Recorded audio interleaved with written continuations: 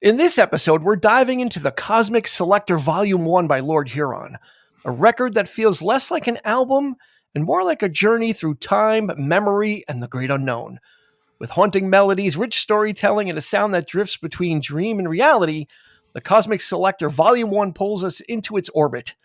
Let's explore what makes this release such a cosmic experience. Stay with us. Get ready for the 3324 podcast, where lifelong friends Dean Legiro and Eric Kuber share their love of all things music and movies. Dean has directed short films and is a music trivia buff, and Eric, trained in audio engineering, brings his extensive knowledge of music and film to the conversation as they discuss, debate, and celebrate their favorite albums, films, and much more. Welcome, friends, to the 3324 podcast. A new release, Eric. We're about a month behind on it, but we're doing a brand new album. Yeah. From a band that, thanks to you, I'm a huge fan of right now. Yeah. Probably my favorite thing as of right now. I've been listening to nothing but Lord Huron for the past week. Yeah, that's very as of this recording. We were supposed to record this episode last week, but life intervened. We both had to work, right? We work-related stuff. Stuff going on. And actually, the funny thing... Well, you know what? First of all, if you're new, thanks for joining us. We appreciate it. There's a whole bunch of episodes that you can go sift through. Over 250 between our bonus, what we call our bonus episodes and all that stuff. There's a whole bunch of stuff back there. If you're returning... thanks for joining us again, and thanks for keeping the faith and joining us each week as we roll out these new albums and the classic stuff. But occasionally we do a new one when it warrants it. So hopefully, when we do new albums, that carries that has a little currency with us. That we think that if you like the stuff we already talk about, you'll dig when we do something new. And Lord Huron actually isn't really new because we did in 2021, we had just started the podcast and we did Long Lost, which is a fantastic record. And that was a whole experience for Eric to go listen back to that episode. He was speechless. That was my breakthrough. In some parts, he was actually speechless. Yeah. when we talk about the lore, the LORE, the lore of Lord Huron, and yes. It continues with this album. Let's get into the stats, and then we'll pick up where you left off with what you've been listening to. So this was released in July 2025. Side note, I think I had said to Eric, and I think Chris Clark was on an episode. Yeah. And I think it was back in May or April. And I said, hey, the new Lord Huron is coming in July. We probably need to get on it. Right. We'll put a pin in that statement. We'll get back to it. All songs are written by Ben Schneider, produced by Ben Schneider and Matthew Neighbor. There were actually, 4 singles released from this. The first one was Who Laughs Last. The next follow-up was Nothing I Need, which hit number 1 on the adult alternative airplay chart. So not the main Billboard chart, but number 1 on adult alternative airplay. Adult alternative. Wow. Alternative airplay is the name of the chart. Okay. Yeah. Okay. That's new. That's the thing. Yeah. Looking Back is the 3rd single, and then Bag of Bones was the 4th single. It did hit number 23 on the Billboard Hot 200, which oddly enough is exactly the position that Long Lost hit. Yeah. Previously. So let's say number 23 is an interesting thing. So let's start with. Let me start with why we didn't do this. Normally, when a new album comes out, we try and it'll come out on like a Thursday or a Friday. Mm-hmm. So we'll try and listen to it over the weekend, and then we'll try and do an episode the following week so we can get it out like the Thursday. So it's like less than a week after. And I had the intention of doing it, but I didn't get to it because I didn't listen to the album right away. Interesting. Yeah. So because I was afraid. You were afraid. Why? I was afraid that it wasn't going to be up to snuff. Okay. Standard of Long Lost. Like, okay, like that was such a great album and such an incredible experience. Yes. And I'm like, it's not going to be that. It's just going to it's not, Mm-hmm. So I was already doing the worst thing you can do. Yeah. In music, right? Is prejudge. I'd listened to some of the singles, but I hadn't really listened to them too much. I'm like, okay, here's the single with Kristen Stewart. you know, Who Laughs Last. So it was kind of like a spoken word thing, and it's got a really driving beat. And so I was just kind of like, all right, let me kind of put it to the side, you know, and then I forgot. I don't know if what else, something else was going on musically. I was just listening to something else or doing something else, and then I finally like, all right, let me put it on. Yeah. And did you get it right away, or was it? It was just. I put it on while I was doing some other stuff. So I like to do jigsaw puzzles online. Okay. At night, it's just kind of a way to wind down, keep your brain sharp. So I'll put music on in the background, and I'll do like the jigsaw puzzle, right? Because that's what old people do. So I was able to kind of have it on, like concentrating on doing something else, but being open to the music. And there were certain parts of the album that I like caught my ear. Yeah. Holy shit. Like I wasn't actively listening. It was just on, but then there was these parts that came up and I'm like, oh my God, like I got chills and I'm like, okay, I need to now go and listen to this album. So let me hand it over to you. My was very similar. I first of all, I was looking for it. And of course I don't physically have it, which that's going to change pretty quick. But yeah, I put it on and at first listen, I was doing something else. I was a little not totally distracted. I was, but for me at first listen, I kind of pegged it as a sort of, thinking about the whole jukebox thing and it's like, so what's this about now? Like, what is this, So I'm thinking, well, you know what? There's a lot of stuff that sounds very, very familiar here. So I kind of took it as almost like this could be like an almost best of collection of like Lord Huron, like, but all new stuff, but stuff that you've heard like from previous albums. So it's kind of a mixed bag. And that was the first time I listened to it. It's the second time I revisited it. First 4 songs, I was like, holy shit. I was floored just by the lyrical content of this record.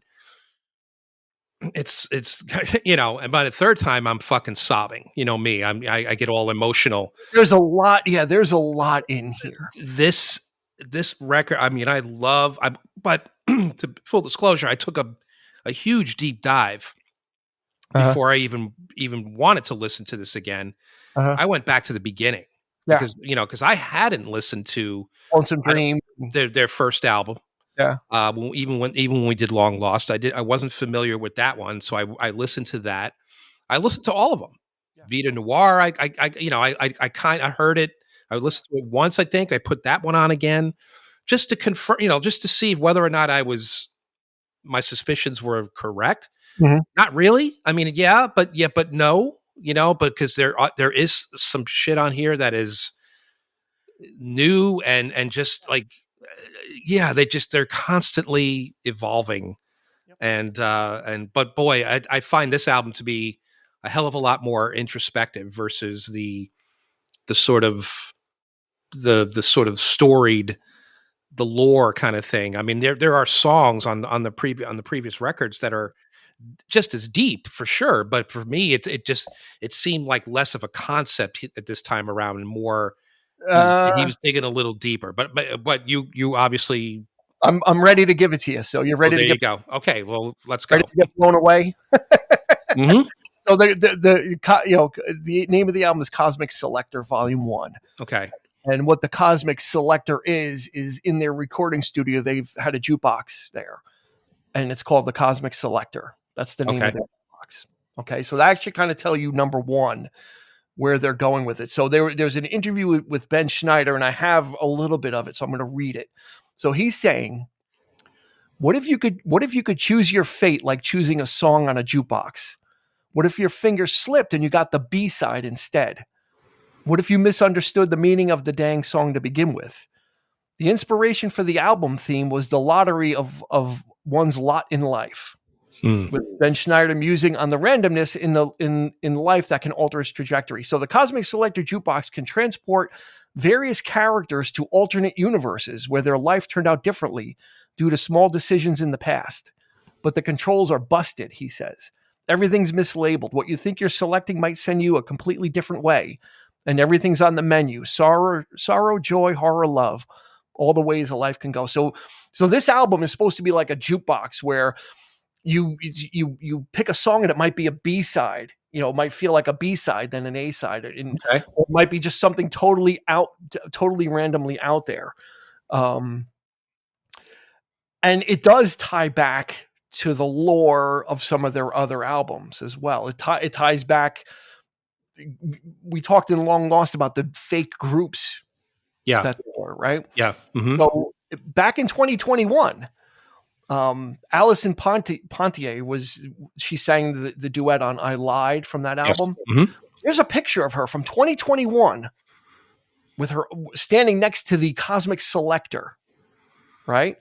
And people zoomed in on the, like the little, when you have the jukebox, you have like that little tag. It's got the name. It's got the artist. Yeah. People zoomed in, and there's a song on there on the jukebox from 2021 called "Watch Me Go" by Quentin King, which is one of the fake people. Yeah. Enough, "Watch Me Go" is on this album, so their lore is deep. So they're covering an artist that didn't exist with a song that they made up for the jukebox, and now that song is real on this album. Wow.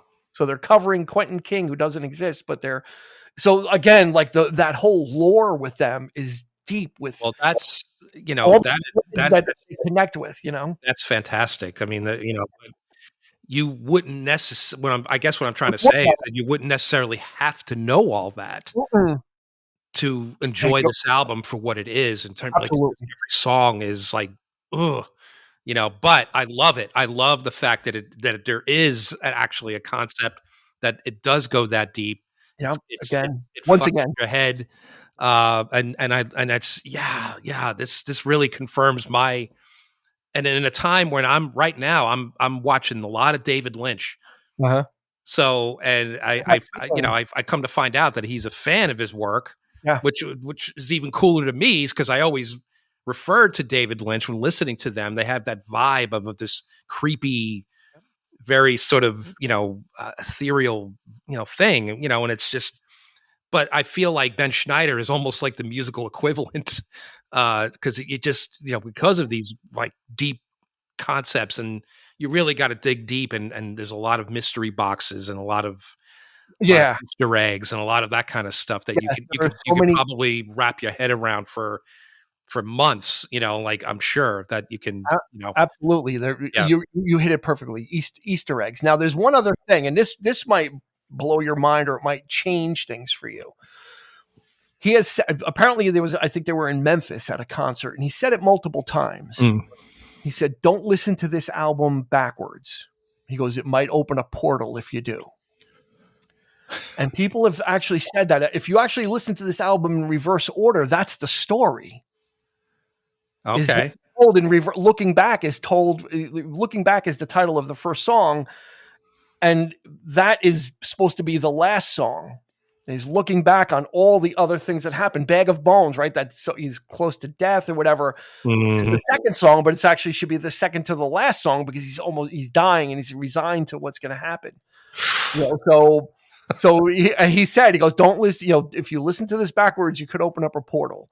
So that's a whole other thing to you listen to the album this way, and it's got a flow to it, and it's got a rhythm. Oh yeah.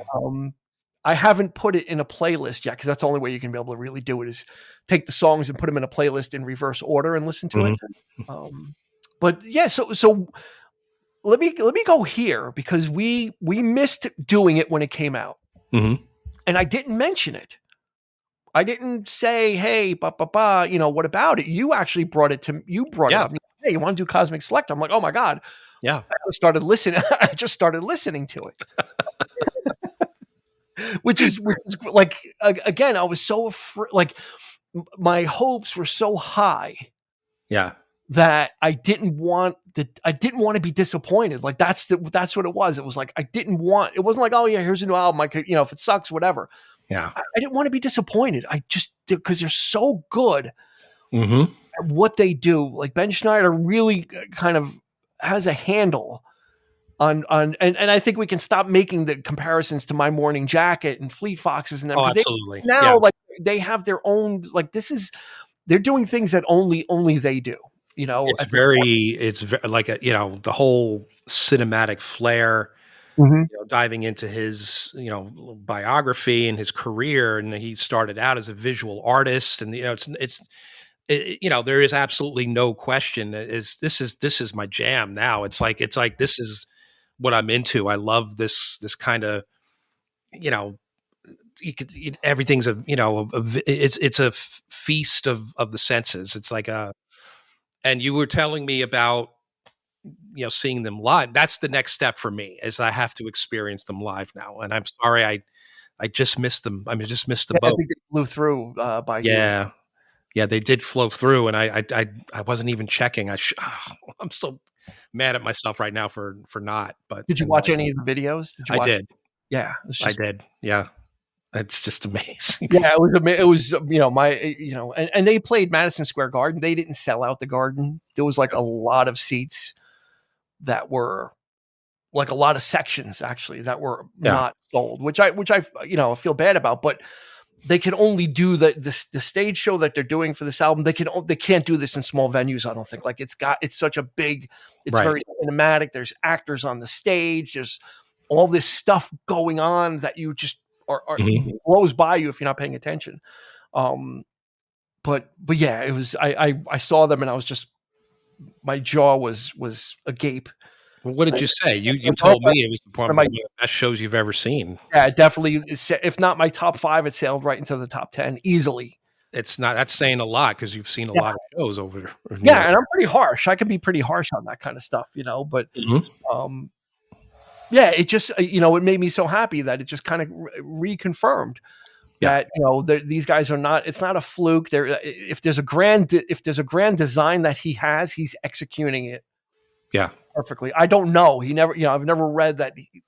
If anybody asked him, is this like part of a bigger thing? If not, he's even more of a genius because he's able to weave this stuff in. Like I said, there's a song from 4 years ago on the Cosmic Selector jukebox by a fake artist that is now a real song. It's just how do you keep? And again, that's an Easter egg. It's like not something you're supposed to know. Someone noticed it on a photo from Instagram from years ago. And that's the thing. that's the rub. You got these people out there who are probably much deeper in the well than we are. Yeah. At this point, and they're probably like oh yeah. And I've read some comments too. I looked some of this stuff up, and people are like saying that it's so true. They have not made a bad album. Yeah. Noir for me was a little tough to listen to just because of the way the first couple of songs are produced. It's very overdriven. The vocals almost sounds like it's from like a bullhorn, but really like to the nth degree. So for me, Vide Noir is a little bit of a tougher listen, because it's kind of it's different. Again, it's kind of going for a whole different. But it's good. It's a good thing that it's different. It stands out on its own. And same thing with the first album for me. The first album sounds sort of like more of a soundtrack. A lot of the songs are very similar. They have that really heavy drum, like eccentric drum patterns in it. Almost reminded me of like, stuff that, Mumford & Sons was doing, and even Florence and the Machine, like that, like that, talking about that builds to that heavy chorus, and the drums are just going nuts. And that just like with a fire and almost every song is like, it has that. I was like, wow, this is, because I hadn't heard that, and and then Strange Trails is just a masterpiece. Of course. Yeah. And then we get here. So let's kind of get into the Cosmic Selector and what songs the Cosmic Selector chose for Volume 1. I don't know if Volume 2 is going to follow, or if it's going to be a couple of albums and then Volume 2. Some of the overarching themes that we will always hear in Lord Huron are the grave, death, bones. Specifically, he likes saying about bone, like if you find my bones, turning to dust. Turning to dust. I mean, as far back as Strange Trails, if you find my bones, and then Long Lost had that. If I'll wait till I turn to bone. Right. Eternity and eternal love. There's always Ben Schneider's always has this like thing of like eternity, or where do I fit in space? Mm-hmm. I'm a small thing in the larger scheme of life. So a lot of this stuff is he throws it in, and the songs are very much like almost like a diary, they feel like that. They feel like a person almost narrating stuff, right? Like I think so. I think it's a body of work that is just consistent, and it needs to be consistent because it's he's not trying to just put out something different each time, and or maybe he is, but it all kind of falls in a pattern. Man, I've never heard somebody so young. Okay, he was like what, 40? Who was he was so into this existential crisis. It's really deep stuff, and it's just man, he's singing about stuff that people older than us should be singing about, and some of our older artists that we love are not even close to doing what he's talking about and what he's singing about. And I got from Bag of Bones, because I did grab a couple of lyrics from Bag of Bones.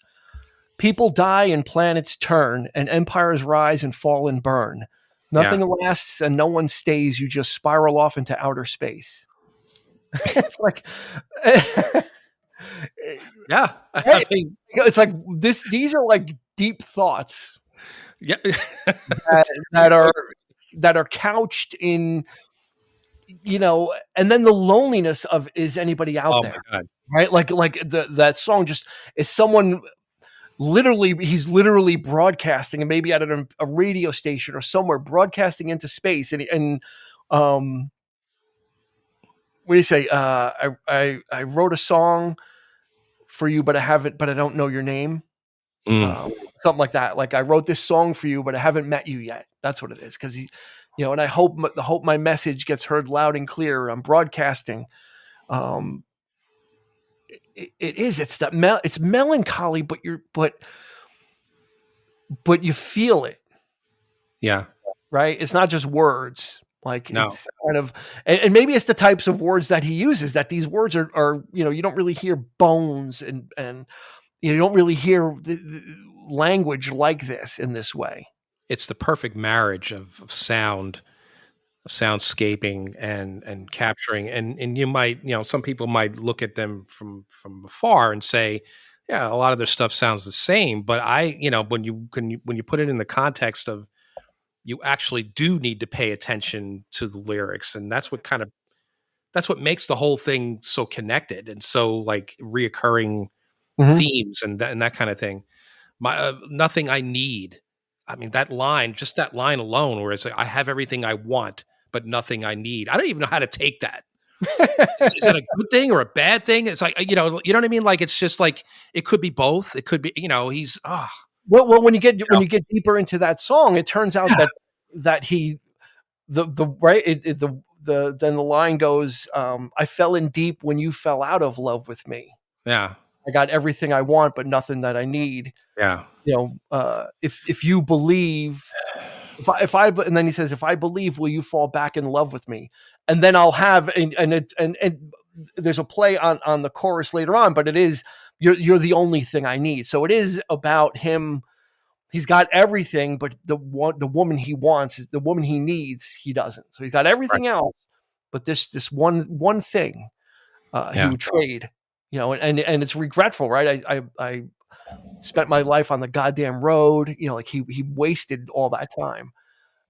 So it's about that. It's about traveling. It's about. There's so many things open for like kind of getting away from things, or leaving a relationship. Loneliness, the road, isolation. But I don't mean isolation in a bad way, but just someone who's alone and out on the open road, or somebody who wants to be there. Yeah. Sometimes it's a way of life for someone, or it's perhaps that's where they want to be and at a certain point in their life. They just want to be solitary and just out there. I think there are words to that effect, and I think in the first couple of songs where he's kind of referring looking back has that regretful tone to it, right? That he wasted all this time and he just kind of kind of pissed it away, basically. Like I said, so when you listen to this in sequence, it's almost like the story is playing out in reverse. Because when we just looking up at the song titles, if you look at them in reverse, it's like, oh, okay, it kind of plays a little. But there's, besides the lyrics, the thing that I liked that Lord Huron is doing, they're powering up also on their arrangements. Mm-hmm. I mean, I'm hearing, obviously like Neil Young, shades of Neil Young, the Beach Boys. I still hear Pet Sound style echoey guitars, the reverb guitars, the band.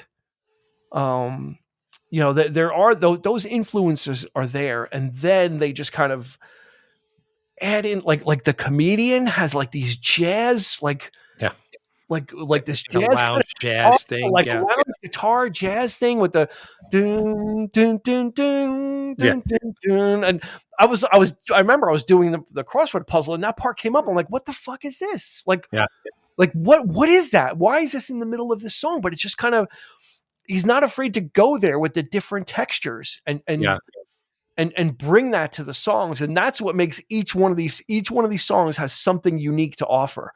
Another one that stands out for is "It All Comes Back." Is another. It doesn't sound like anything necessarily that they have done. It's pretty straightforward, but I love that riff on that guitar, and it's just it's not as spacey, but it's cool.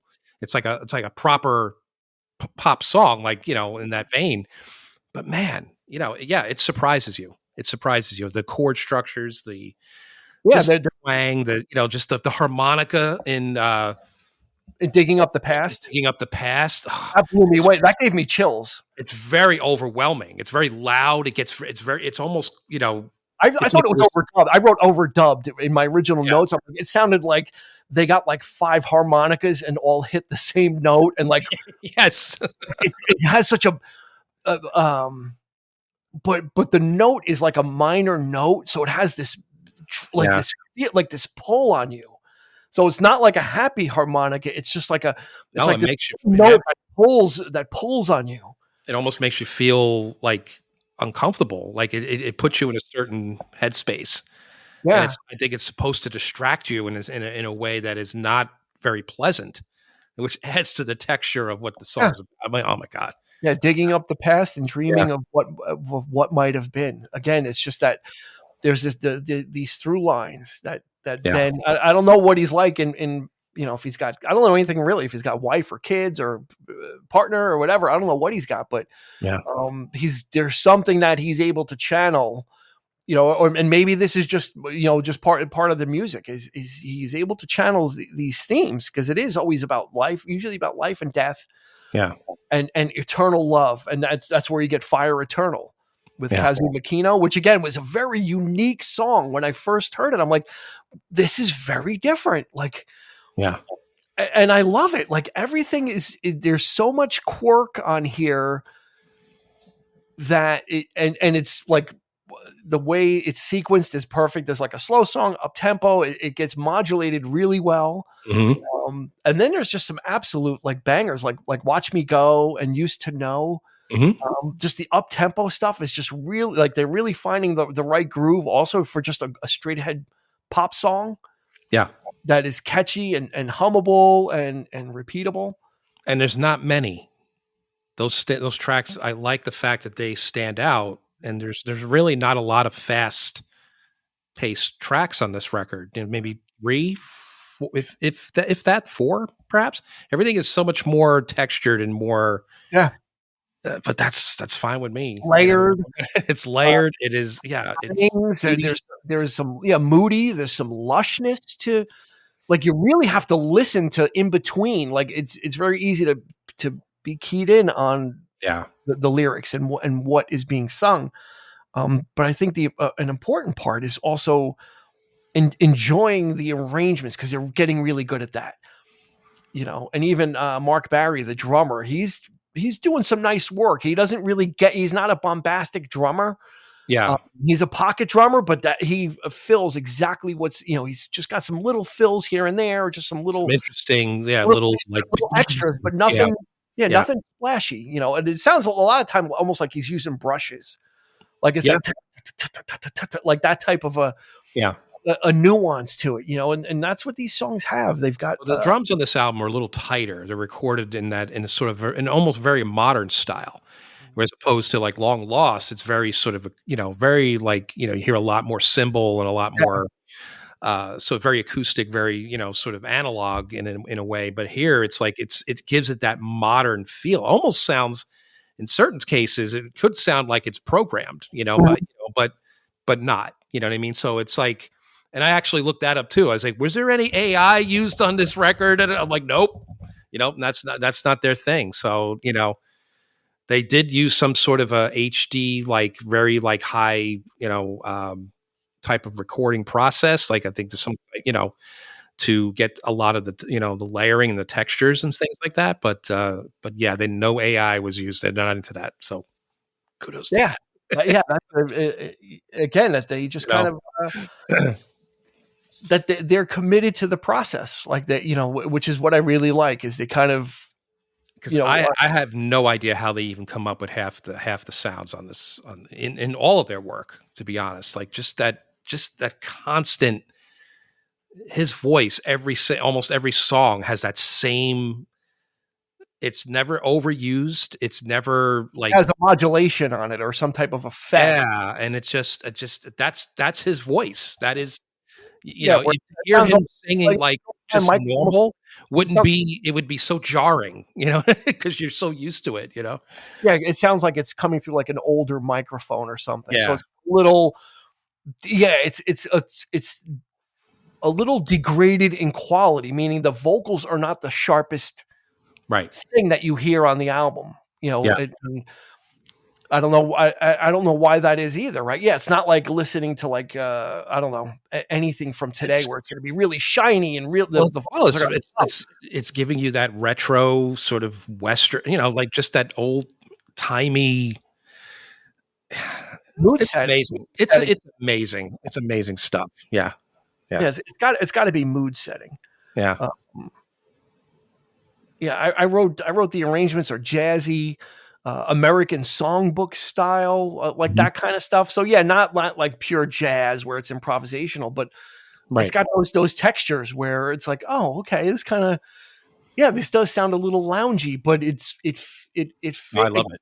It's what the Cosmic Selector is choosing. So that's what you're getting, is you're getting a little bit of everything on this album, and you get the whole spoken word thing for Who Laughs Last with Kristen Stewart. I didn't even know what to expect from it, because I had heard she had been on the record, and I love that. Not the greatest, she's not the greatest actress. She's really great at like spoken word though. I really love that track. It's so cool. Yeah.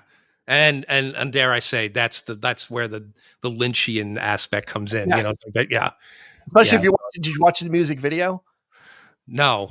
Watch the music video, because you'll be like, oh my God, this is like Lost Highway or something. Really. She's in it. Yeah. And Ben is in it, and he ends up like in the trunk, tied up at some point. But okay. When I saw them live, they opened with that. So they just had her. She wasn't there. They had her stuff playing, and they had a phone set up, like a payphone, and I think I told you off show that they must have some type of microphone in the handle, in the receiver of the phone, but it looks like it's like a regular payphone. So he's singing into the payphone, and then they had a camera mounted in the payphone. So on the screens, when you're watching, he's like singing into the phone, and you're seeing it from that point of view. You're seeing him looking into the camera. So it's very cinematic, like almost like a movie, where the parts when he sings, because he doesn't sing throughout the whole song, it's mostly spoken word. But when he did, he was on the phone, like as if he's like screaming into the phone the lyrics. You don't remember what I said, but you'll remember what I did. Yeah. And there's a little camera mounted inside the phone booth, so you seeing him from his version, like kind of, it was so good. Actually, I think I heard that song first, and that's what made me a little trepidatious. Cause I'm like, oh, like, where are they going with this? At first, like I heard, I'm like, oh, okay. Is it going to be like this? Was this an indicator? But it fits in perfectly. Mm-hmm. It's just an offbeat thing. It's a very up tempo. It's definitely a driving song. Yep. And it's just, why am I doubting him? Like at this point, like I should not doubt Ben. No, it's wonderful to have. It's exciting. It's exciting to have something that but you and I actually connect on. We both agree, 100% on everything about this, Yeah. And I was thinking about that today. It's like, if with everything that's been happening between actors passing away, Terrence Stamp, I mean, people this seems to be increasing or picking up speed a little bit. And I was thinking about it today. I'm like, well, if I don't find new music to listen to, I'm just going to be listening to all the old stuff over and over again, So I was thinking, I'm like, well, okay, I listen to Lord Huron, I listen to the Avett Brothers. Mm-hmm. It's like there's stuff out there for us. There is stuff out there for people that are a little bit older, that think that there's no good music out there. It's just, you're not going to hear it on the radio. You're going to have to, maybe your local public broadcasting, like in New York area, you have WFUV. So they play a lot. They'll play old stuff, but then they put in the new stuff too. So it just becomes part of the mix. It's not like, oh, this is all new stuff. It's like, they'll play like the Who, and then they'll play a new artist right after it, to kind of keep everything, just kind of, it's all music. So I think it's important to kind of, I'm glad I'm able to hitch onto another band that's totally different than ELO and the other stuff that I listen to. These guys are not acolytes of that. This is something, there's DNA from other things in there, but it's not overt. But not surprising either, because you always are into, the art, not necessarily art rock per se, but just sort of like somebody who is committed to working in the studio and making something, something special like that. So I mean, I think it's very much falls into that same category. These artists that we love so much. I guess so. Sort of guys are visionaries and just Jack White, right, is another one. There are artists out there. You just got to kind of you have to kind of you have to get a machete and you have to chop your own path. Like that's like, it's not gonna be laid out before you like it was. Unless you're very lucky that has a radio station that's like that. You kind of have to take a flyer, meaning just kind of ask whatever your Amazon device or whatever to play you some new alternative music or new rock music or something. And you might have to flip through some duds or something to get to something, but then, it's out there. And Lord Huron, like I said, it's different, but it fits in the pantheon of what I listen to, So super psyched when it was coming out, and like I said, I was so excited when it was coming out, but I was also dreading. Yeah, and the inevitability of and maybe that will happen at some point, but but we'll see. Yeah, I didn't think they could top. I didn't think they could top Long Lost, and this album is dare I say, I don't know if it's different.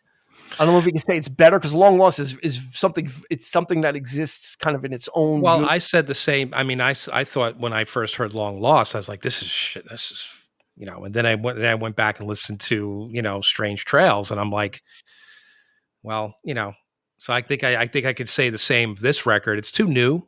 I'm savoring it. I'm not listening to it on a loop kind of thing. I'm like, really, I want to, but I'm trying to dive into the whole spectrum right at this point of their work, and it's just, so I want to be able to enjoy everything now on equal footing. Yeah, that's exactly where the music is. It's equal. It's consistent. It's good. I mean, it's just and I love that. I love the fact that it's what is this, 5th album, 5 albums in, and we're shit, we're doing all right. And they're getting stronger and stronger. I mean, I think Lonesome Dreams, their first album, reached as high as like 117 on the Billboard charts. Yeah. I think Vide Noir was their highest charting. I think they hit number 9. Yeah. But yeah, they're like number 1 on the alternative or folk album charts. And like I said, they're not, they hit number 1 on this adult alternative airplay. So they're, and they actually have, they've actually done something that Taylor Swift has not been able to do. What's that? They have a song on Spotify with over like 3 billion streams. Okay. And no one's ever heard of this group. But they, but for some reason, what is it? Which song is it? Is it Meet Me Tonight? Woods? Meet Me in the Woods. No, it's Meet Me Tonight, right? Meet Me. The Night We Met. The Night We Met. Sorry. Night We Met. It's number 22 or number 23 on the top 100 streamed Spotify songs. So it's got over 3 billion. What's the reason for that, though? Was it in anything else? Is it in a movie? I think it was in that controversial series 13 Reasons Why. Okay. You remember that? It was about. Yeah. I think it was in there, but I still don't, 3 billion. But yeah, not even Taylor Swift has a song with 3 billion streams. That's crazy. If she does, it's not as many as they do. No, she doesn't. She doesn't have one. But they do. Yet no one has ever heard of these people. No one's ever heard of Lord Huron, for the most part. Everyone said, "Oh, I'm going to see Lord Huron." Huh? Who? I'm like, all right. Yeah. It's like it's okay. Again, I kind of like that. Of course, it's it's our little thing, but and obviously, if they have 3 billion streams on Spotify, people know about them and they're making money. It's not like But I'm glad we're getting all this stuff before they get really, really, really, really, really popular. Because this is like they're like. When a band is quote unquote hungry or whatever, they haven't been affected by fame. And I think there's an article somewhere out there to that effect with Ben Schneider. He's like, well, I can, we've got a song that's got 3 billion streams, but I can walk down the street and no one knows who I am. Yeah. So there is a separation between, he's keeping it low, pretty low profile too. I tried to look up some stats on the guy. There's not much listed there. Yeah. He's like, so yeah, I kind of like the fact that he's trying to keep it below the radar of that, kind of thing, which a lot of indie bands, I think, try to do. I think some are more popular than others, but I think, but that's really cool. And so maybe he's trying to do it right and not just play that game of, I want to do what I want to do, but before, like you say, before we get too popular.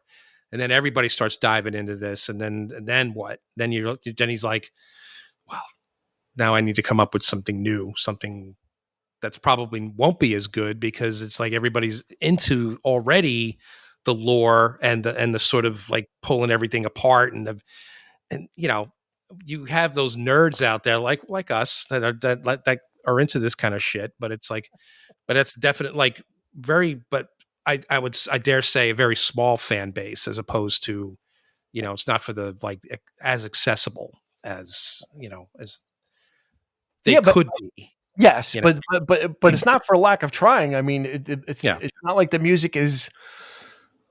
It challenges you, but it's not challenging to listen to. It's again Ben has a universe. That is in his mind. All this stuff fits together somehow, some way. And I think that's part of the excitement too, going forward is, okay, well, what is it going to be, a volume 2? Is it going to be a whole other thing? Are we going to get a whole other concept? Because these are, I don't know if they're necessarily concept albums as much as concepts of an album, right? Which is different. Like here's the theme of this album is is a jukebox, and you don't know what you're going to get on a jukebox. Your finger might slip, and you might push something you didn't mean to, but that's what that's what the jukebox is going to play. The Cosmic Selector will play that. I wonder if he's going to branch out into, or if he hasn't already. Does he write poetry? Has he written books? Has he written screenplays? Has he, he made a film of Vide Noir. I think it's on Amazon Prime. Okay. He wrote that. I think the soundtrack for that was kind of songs that were rearranged or re-recorded. And then there was a movie a year or two ago called That Starling Girl. It was like an indie film. Yeah, he did the soundtrack. Soundtrack for that. So, I don't know. I don't. He doesn't seem like he's that person that's looking. Like I think the crux of one of the interviews I read about the Spotify thing is the difference between fame and being famous.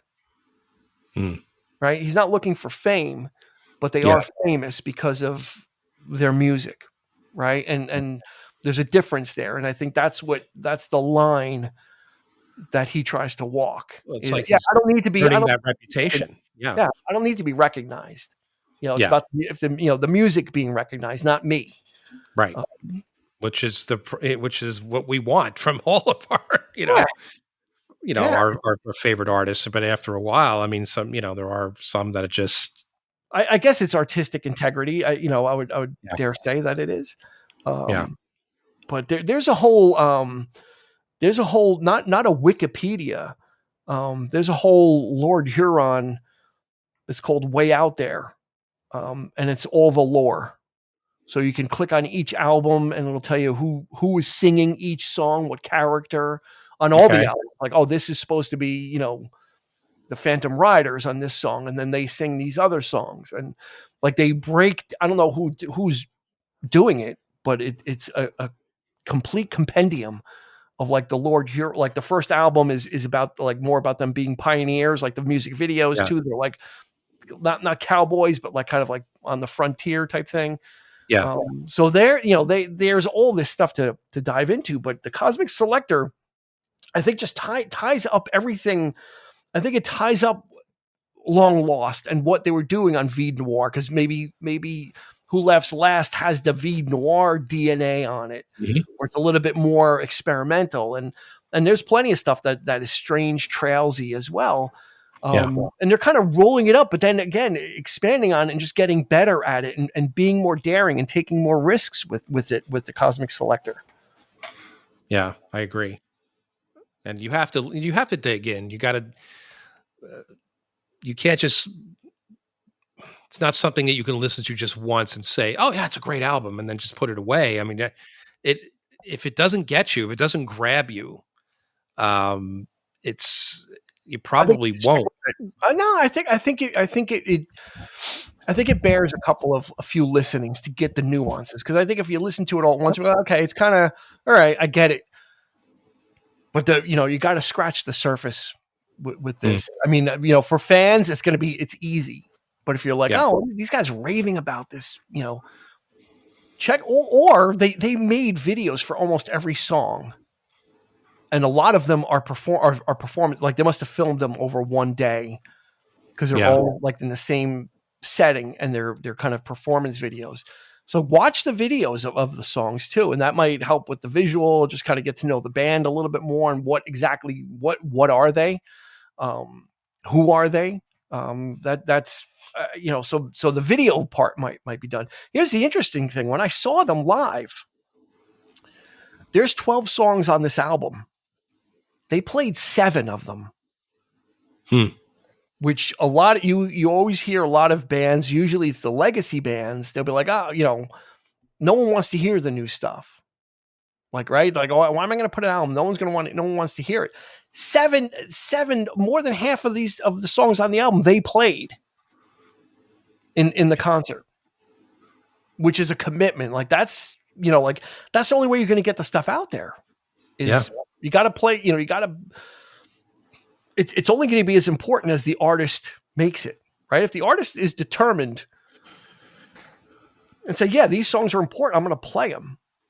If you're a fan, you're going to, you're going to go along for the ride. You know, I was ready because at that point I was already into the album. So I was like, this is beautiful because I got 7 brand new songs. And then, you know, they did leave there was a couple of notable omissions from their earlier catalog. I'm like, what?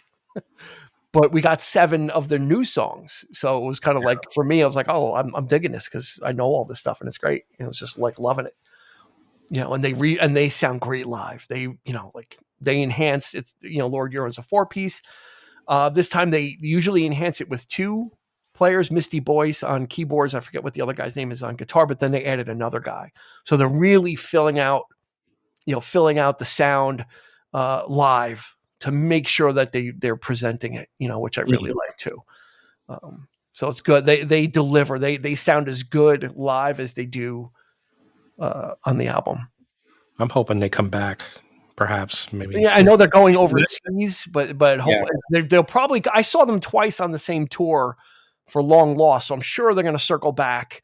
You know, they'll do a European thing, and then they'll probably be back in the winter or the spring, because I think that's what happened when I saw them on the Long Lost tours. I saw them when the album first came out, and then I think I saw them the following year at Forest Hills in Queens. Okay. And by then it was like, you know, I was fully immersed like into the, you know, like I you know, I was like I'm like a fan. It's like I'm going. I know the songs. I know what, you know. I can pick them out. I know what they sound like. You know. So yeah, I hope you get to see them. I'm gonna be on the lookout at this point. Yeah, I'm committed. I'm, you know. Yeah, and they're bringing that artistry back also that you only usually would see broad strokes here with progressive rock bands, that theatricality. But this is the theatricality, but with rock music. So it's not progressive, you know, like usually those things were hand in hand, that type of stuff. But Lord Huron is like, it's part of the whole experience is Easter eggs and visuals, and your eyes are being pulled all over the place.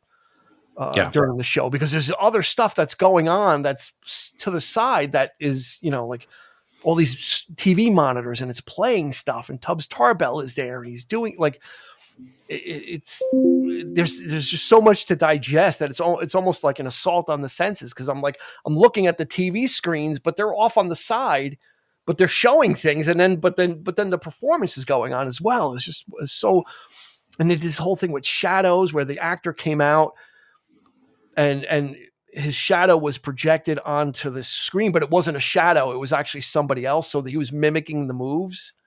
Oh, wow. It wasn't a shadow. It was like another person, or it was a reel or something. And he was, you know, like just all that craziness is just good stuff.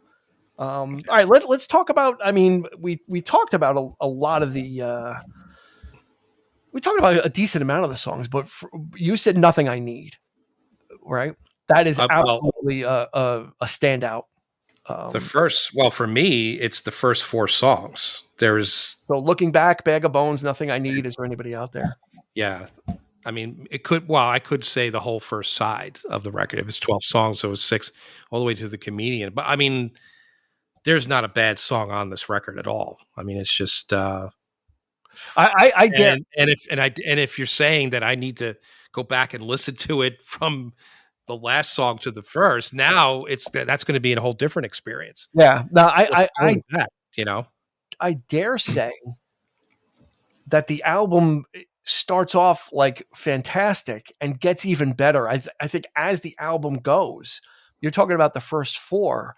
I say like it fine. Like once you get to The Comedian, actually, or Watch Me Go, I think it ratchets up a notch or two. Like it really picks up steam, like heading to the end. Like it does, you know, 12, it's 12 songs or whatever, 12 songs.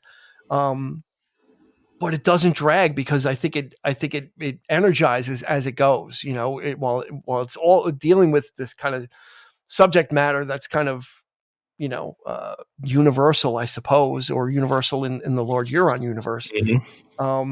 Like Watch Me Go, you know, Fire Eternal, like all these songs are so unique in a row. It all comes back, and used to, like, each one has got, like I said earlier, not to belabor it, but each one has something interesting and different.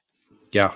That kept like there was something for each song that I could latch onto and grab onto, and either an arrangement or lyrics or hook.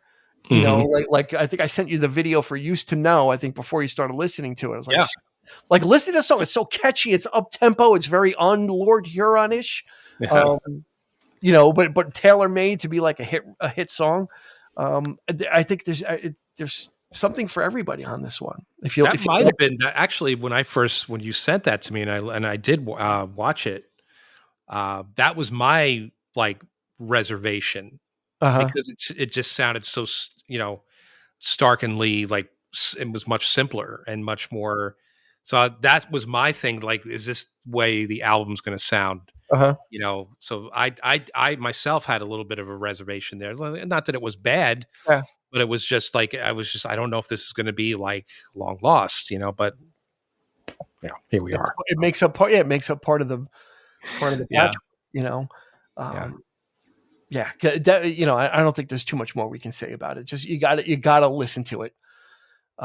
Listen to it forwards the way it was meant to be. Eric and I will go and we'll kind of do the backwards listening at some point. I'm not done listening to it forwards, so you'd be hard pressed to pick any song off of this record as your favorite track or standalone track, because I dare say every song will affect you. Yeah. Emotionally, you know, just when you think that, oh my God, I got through that track, and now the next one completely says something maybe different or hits you even harder. You're like, wow. Yeah. You said it perfect, because each one, like I said, I'm looking at the titles and I keep going to Digging Up the Past, and that harmonica, how it just comes out of nowhere.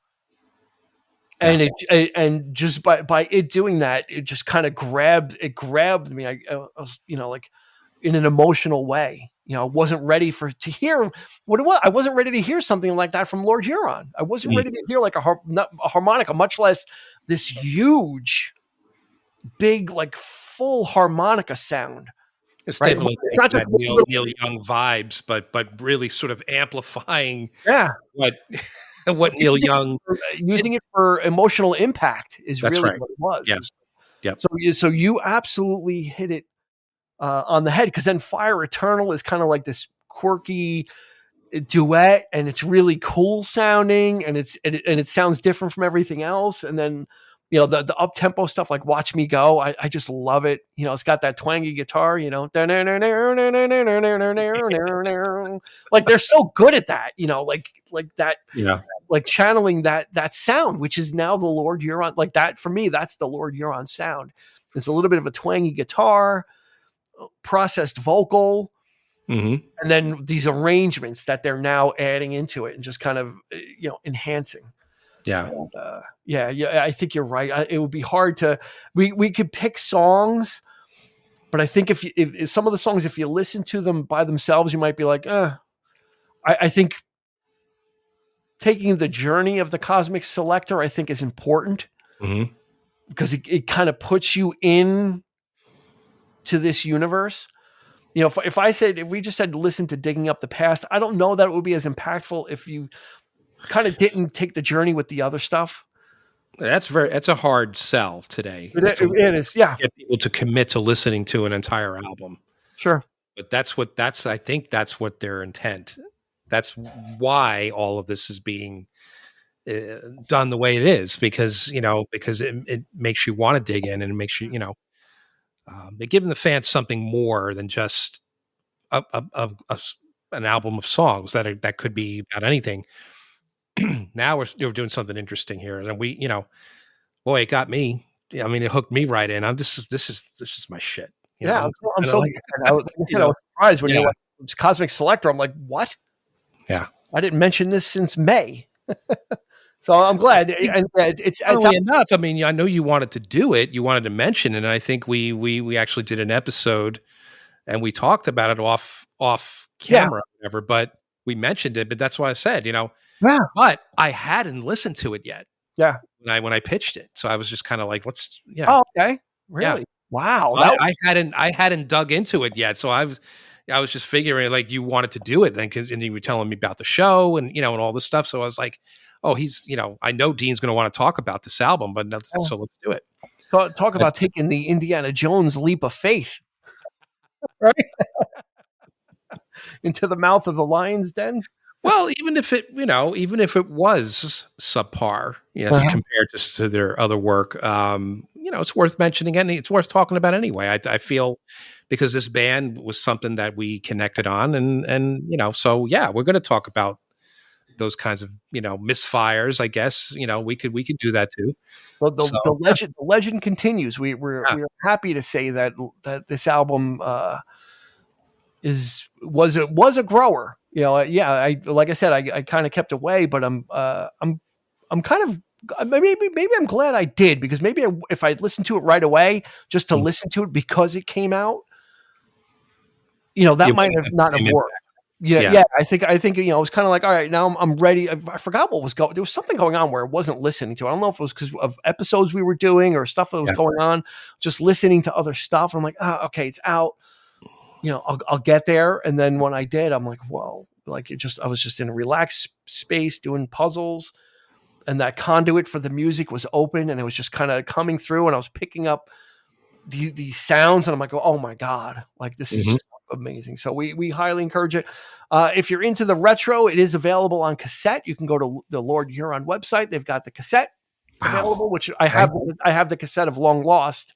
So I guess I need to get the cassette of Cosmic Selector to restart my cassette collection. I didn't open it, but it's on a blue cassette, Long Lost. So I'll have to That's really cool. Yeah. I have to get the Cosmic Selector. I think I'm going to get it on CD. I probably should. I have all the other stuff on vinyl, but I think having a CD is going to be easier to pop in somewhere. So yeah, I've only been listening to it on streaming, and I'm looking forward to what's going to be unlocked on a better format.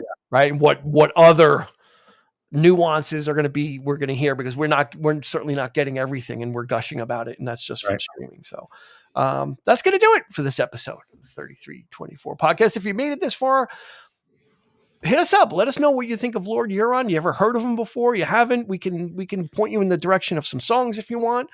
You can do that on Instagram, Facebook, YouTube if you want. There's also a fan mail option within the podcast platform. We can't respond to that, but you can certainly leave us feedback if you like. But that'll certainly be a one-way conversation. But the other ways, you can certainly reach out to us, and we would love to interact with you. So that's going to do it for the Cosmic Selector Volume 1. The good news is we've got to look forward to hopefully more volumes, and that's not just a tease from the great Lord Huron. So absolutely. Yes. So for Eric, what would you give it? What would you give it on a grade? A grade? Oh God. We haven't done that in a while. We usually grade new releases. Was 8 out of 10 or something like that, or A, B, C. A to F. Oh, a definite A. A definite A. Solid A for sure. Okay. I mean, it's very rare that you get an entire album where every song is great. Yeah. It's just it doesn't. Unfortunately, I don't think that's the case in a lot of areas today. So, I could be wrong, because I'm not listening to a lot of new music. No, you might be right. People trying to just put some stuff together. Here's my 5 strongest songs. We'll have a committee of 20 people write the other ones collaboratively. This album shows the care that they take in their craft. I think that's where we'll leave it. Is if you want this really smartly done songs and great to listen to, check it out. So that's going to do it. We will see you shortly. In about a week or so, we'll be in front of our chairs again. Eric will be on his couch. I'll be in my gaming chair talking about music, oddly enough, but not talking about gaming. That's a different podcast, which we haven't made yet. Right. So, there you go. That'd be interesting, though. Yeah, it could be. Could be. We'll have a spinoff. So for Eric, this has been Dean. We will catch you on the flip side. You've been listening to the 3324 podcast with Dean Legiro and Eric Kuber. You can find us on your favorite podcast provider, so please like, subscribe, and rate to become a part of the 3324 family. Your feedback is important, so make sure to follow us on Instagram and Facebook at 3324 podcast and on Twitter at 3324p to join the conversation.